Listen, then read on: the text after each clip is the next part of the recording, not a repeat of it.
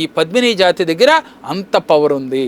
అందుకని భగవంతుడు ఎవరికి ఇస్తాడు ఈ క్వశ్చన్ మీరు అడగల, నేనే చెప్తున్నా. వాస్తవంగా ఈ పద్మిని జాతి స్త్రీని చేసుకోవాలని అందరికీ ఉంటుందిగా. చూసే ప్రేక్షకులు అందరూ పెళ్లి కాని పురుషులకి నాకు పద్మిని జాతి స్త్రీ కావాలనుకుంటాడు. అప్పుడు దానికి మనం ఒక మాట చెప్పుకున్నాం ఇందావిడ, పుణ్యం కొద్దీ పురుషుడు, దానం కొద్దీ బిడ్డలు అని. అంటే నువ్వు పూర్వజన్మలో పుణ్యం చేసి ఉంటే, ఏం పుణ్యం చేయాలి? దానం చేయాలి, ధర్మం చేయాలి, సేవ చేయాలి. 10 మందికి మదర్ తెరీసా లాగా సేవ చేస్తుంటే నీకు మళ్ళీ పద్మిని జాతి స్త్రీ నీకు దొరుకుతుంది. నీ అదృష్టం అక్కడ కలిసి వస్తుంది. దాచిపెట్టున్న బంగారం ఎతుక్కుంటూ వస్తుంటారు. అదే మనం ఎక్కడ పారేసినా, నీళ్ళలో పారేసినా ఎదురుగా వస్తుంటారు చూడండి, ఇదే. కాబట్టి నువ్వు దాచిపెట్టిన పుణ్యం నీకు భార్య రూపంలో వస్తుంది. ఆ రకంగా నీ జీవితం అద్భుతంగా మారబోతుంది. రైట్ గురుగారు, మరి జీవితంలో చాలా ఉన్నత స్థాయికి వెళ్ళే సినిమా స్టార్స్ కావచ్చు, రాజకీయ నాయకులు కావచ్చు, వీళ్ళకి ఎక్కడ ఉంటాయి గురుగారు మచ్చలు? చాలా మంచి క్వశ్చన్ అడిగారు. ఇదేంటంటే ఈ రాజకీయ నాయకుల్ని మనం అంటే వీళ్ళు జన సంచారంలో తిరుగుతుంటారు, జనాల్ని బాగా ఆకర్షిస్తుంటారు. ఇది మాస్ కర్మ అంటారండి. మాస్ కర్మ అంటే అందరినీ ఆకర్షించేది. వీళ్ళు పూర్వజన్మలో జనాలకి దాన ధర్మాలు చేయడమే పని. అంటే ధర్మరాజు, కర్ణుడు, ఇలా చూస్తే ఎంతో మంది చరిత్ర కలిగిన రాజులు ఉన్నారు. అంటే వాళ్ళ జీవితం ఇక దానం అడిగితే లేదనకుండా దానం చేయడమే. అలాంటి వారు ఈ రాజకీయ నాయకులుగా పుడతారు. అయితే రాజకీయ నాయకులు అందరూ దానకర్ణులు కాదు, ఇక్కడ గుర్తుపెట్టుకోండి. ఎవరైతే వెనకేసుకోకుండా స్వార్థం లేకుండా అంటే నిస్వార్థంగా సేవ చేస్తూ ఉన్నారో, వీళ్ళు నుంచుంటే అక్కడ 100% వాళ్ళే విన్, ఇంకా పోటీయే ఉండదు, ఎనామస్గా వాళ్ళే గెలుస్తారు అనేవాళ్ళు ఉంటారు చూడండి. వాళ్ళ అందరూ కూడా వాళ్ళకి ఉండే పుట్టుమచ్చ ఎక్కడ అంటే వీళ్ళకి కరెక్ట్గా ఆజ్ఞాచక్ర దగ్గర పుట్టుమచ్చ ఉంటుంది, నాభి దగ్గర పుట్టుమచ్చ ఉంటుంది, అలాగే కుడి భుజం దగ్గర పుట్టుమచ్చ ఉంటుంది. తర్వాత ఎన్టీ రామారావు గారికి పుట్టుమచ్చ చూసారా, ఇక్కడ అదే భాగంలో డొక్క పైన అక్కడ పుట్టుమచ్చ ఉంటుంది. ఇలా ఎవరికైతే పుట్టుమచ్చలు ఉన్నాయో వారు జనాకర్షణ కలిగి ఉంటారు. ముఖ్యంగా మరి సినీ కళాకారులు వీళ్ళు కూడా అంతే, అందరినీ ఆకర్షించే వాళ్ళే ఉంటారు. వీళ్ళు ఏం చేయాలి పూర్వజన్మలో అంటే, వీళ్ళు 10 మందికి దానం ధర్మం ఎలా అయితే చేస్తారో అలాగని వీళ్ళు దాన ధర్మాలు చేసినా కానీ వీళ్ళ మాటల వల్ల 10 మందికి ఆనందాన్ని ఇచ్చే వాళ్ళై ఉండాలి, 10 మందికి ఆనందాన్ని చూపించిన వారై ఉండాలి. అప్పుడు కళల పట్ల వీళ్ళకి ఇంట్రెస్ట్ కలిగి ఈ జన్మలో నేను సాధించాలనే తపంతో ఈ జన్మ తీసుకుని ఉంటారు. వాళ్ళకి పుట్టుమచ్చ 100% నుదురు పైన కుడి భుజం పైన ఉంటుంది. కుడి భుజం పైన నుదురు పైన వారికి పుట్టుమచ్చ ఉంటుంది. ముఖ్యంగా నాభి దగ్గర కుడి భాగంలో ఉంటుంది. వీరు సినీ కళాకారులు, అందరూ సినీ కళాకారులే, కానీ ఆ కళాకారుల్లో కూడా వీళ్ళు మాస్ అంటే అందరినీ ఆకర్షించడం, చిన్న పెద్ద లేకుండా అన్ని వర్గాల వారిని ఆకర్షించే కళాకారులుగా ఎదగాలి అంటే ఈ పుట్టుమచ్చల్లో ఏదో ఒక పుట్టుమచ్చ వీళ్ళకి వస్తుంది అని కర్మ సిద్ధాంతం తెలియజేస్తుంది. కాబట్టి ఒకవేళ పుట్టుమచ్చ లేకపోయినా ఈ జన్మలో గత జన్మలో చేసిన కర్మలు ఈ జన్మలో చేస్తున్నారు అనుకోండి.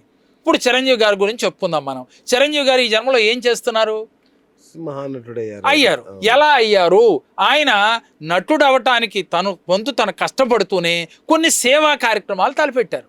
రక్తదానం, నేత్రదానం ఇలాంటివన్నీ చేసి బ్లడ్ బ్యాంకులు అన్ని పెట్టి కొంత సేవా దృక్పథంతో ఆయన చేస్తూ ఉన్నారు.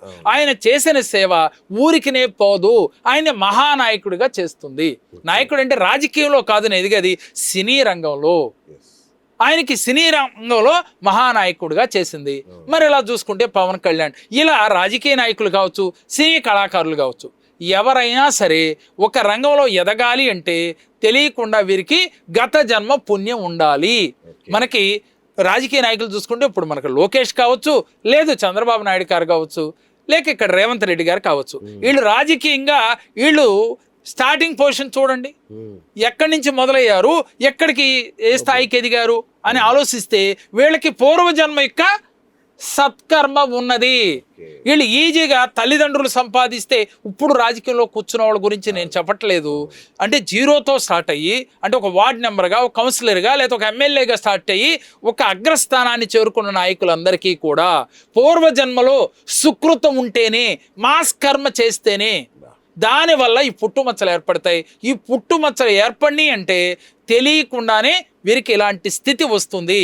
రెండవది, పుట్టుమచ్చలు కూడా లేవు కానీ అంతటి రాజకీయ నాయకుడు అయ్యాడు అంటే వీళ్ళ భావాలు పోయిన జన్మలో నేను ఏదైనా 10 మందికి సేవ చేయాలి అనే ఆలోచనతో తనువు సాలించి ఉండి ఈ జన్మ తీసుకుంటే ఆ సోలు తెలియకుండా ఈ జన్మలో ఆ కర్మలు స్టార్ట్ చేస్తే సేవా కార్యక్రమాలు తప్పకుండా ఈ జన్మలో అంతటి స్థితి వస్తుంది. అంటే దీనికి కేవలం కర్మ ఫలితమే. అయితే ఇక్కడ సంచిత కర్మ, ప్రారబ్ధ కర్మ, ఆగామి కర్మ, ఏ కర్మని తీసుకున్నా కూడా ఆ స్థాయిని పొందవచ్చు. జరిగిపోయిందేమో పూర్వజన్మ, ఇప్పుడు జరుగుతున్న ఆగామి కర్మలో చేసినా కూడా అలాంటి ఫలితం వస్తుంది. దానికి అసలు ఎటువంటి అనుమానం లేదు. గురుగారు మరి అంబానీ అదానీ అవ్వాలంటే ఏం కావాలి? మంచి క్వశ్చన్ అడిగారు. దీంట్లో మనం ఫినిష్ టచ్ ఇవ్వచ్చు.